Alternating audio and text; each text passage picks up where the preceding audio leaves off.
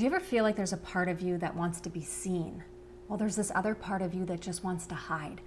Maybe there's a part of you that craves more money and impact, but there's another part of you that just fears what success might bring. Maybe there's a part of you that has this important message that you want to share with the world, but there's this other part of you that is scared to speak up. Today, I'm going to share with you 15 hidden signs you might be sabotaging your success in business. And I'll share with you why this is happening and, most importantly, what you can do to end it for good. For those of you who are new, my name is Jess, and I help spiritual entrepreneurs who struggle with playing small, overgiving, and under-earning clear their subconscious and ancestral blocks to success so they can fully step into their purpose and shift the planet's frequency from fear to love. Just so that we're all on the same page, self-sabotage is when there's a mismatch between what you say you want and what you actually do. It's like setting a goal and then doing the very things that keep you from achieving that goal. Sometimes you know you're doing it, like eating junk food when you'd say you'd eat clean, and other times it's very subtle and you don't even realize it's happening. But here's what most people don't tell you, is that self-sabotage is a survival strategy. The thing is, when your subconscious mind doesn't feel safe with what your conscious mind desires, it's gonna block, delay, and detour you to keep you safe. Now, some people say that self-sabotage is when we have these two different parts of you. You have one part of you that wants one thing, while there's this other part of you that wants the opposite of that. And these conflicting parts of yourself are your conscious mind and your subconscious mind. Your conscious mind controls about 5% of your decisions. This is the part of you that sets goals and has a vision board, and it wants success and visibility and money and love and impact. It's the part of you that's reaching for a better experience in life. But your subconscious mind runs 95% of your habits, decisions, and behaviors. It's the part of you that sabotages your success because it only cares about one thing, your safety. And to your subconscious mind, what you already know is what's safe. The very things you want that you haven't yet experienced, that doesn't feel safe to your subconscious mind. If you grew up in chaos, criticism, lack, or emotional neglect, your subconscious associates struggle with safety.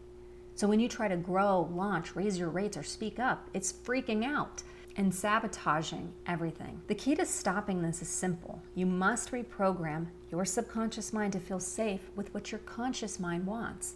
If your subconscious mind doesn't feel safe with success, you better believe that it's going to sabotage your efforts. Let me ask you this.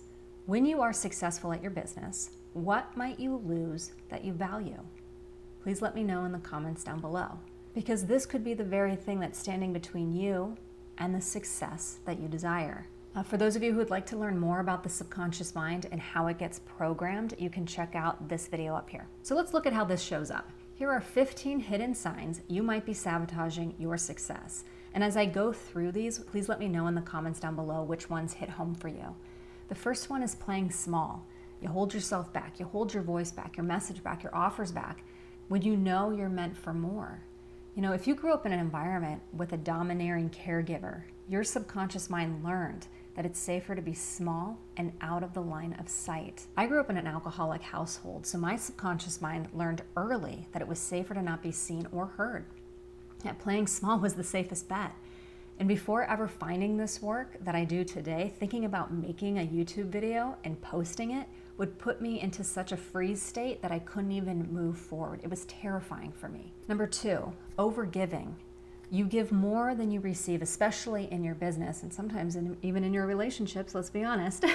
You give a lot of your time and energy. Maybe you attract clients who take and take and take from you. And because of your lack of boundaries, you allow them to go over time, which may end up depleting you energetically over the long term. One reason this could be going on for you is because maybe you grew up in a household where one of your caregivers was the child and you had to step into being the parent. So your subconscious mind learned that giving was safer than receiving. You know, parents are the ones who are supposed to be giving to their children, and children are the ones who are supposed to be receiving from their parents. But if you grew up in a household where your caregivers acted like children, it forces the child to have to step into the position of the parent. This is called parentification.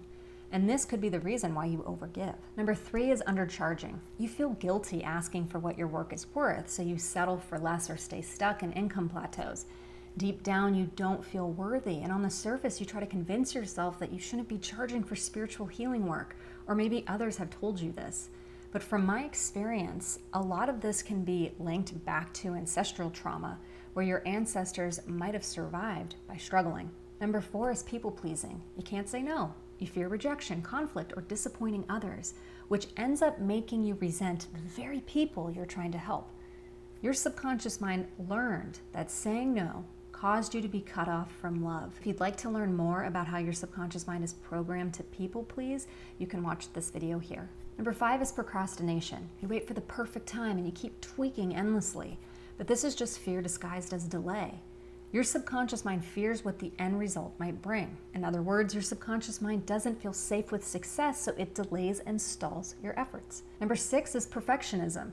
Now, this is just another form of procrastination in disguise. You tell yourself that you're aiming for excellence, but really it's a fear of failure that keeps you from ever launching. Number 7 is self-neglect. You're so focused on work and helping others that your health, rest, and joy always comes last. It almost feels like taking care of your own needs is selfish.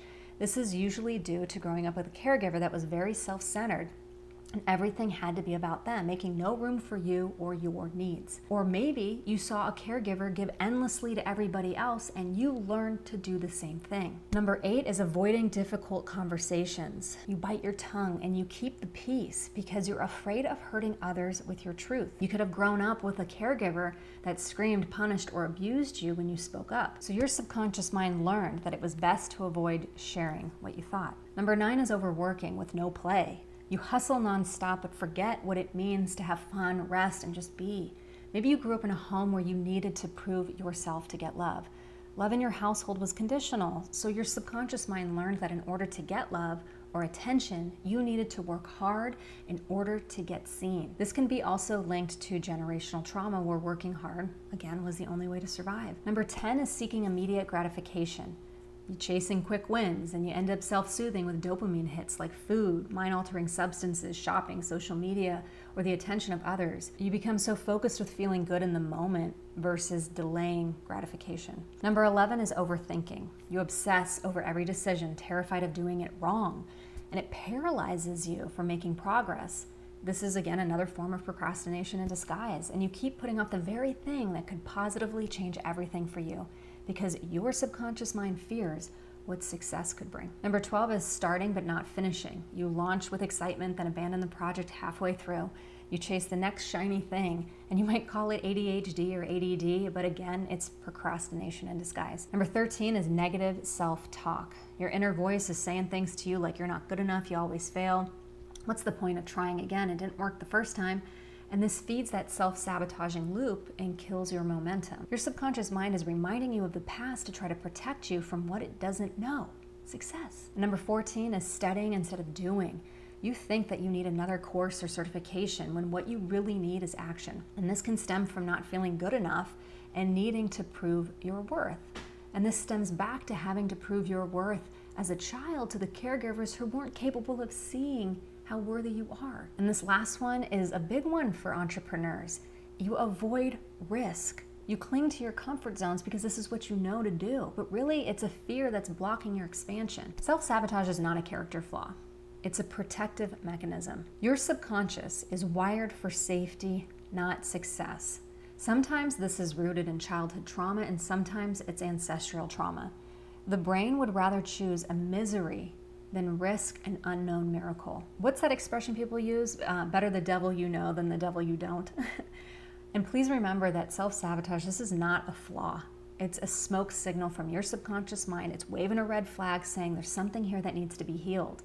And once you heal it, everything will start to shift for you in a positive way. If you're tired of holding yourself back and you know you're ready to break free from these patterns, you can click on the link in the description below to book a complimentary 15-minute Zoom call with me. Let's talk about what's been holding you back and how you can finally start moving forward. And if you'd like to learn more on how generational trauma is linked to self-sabotage, you can watch this video here.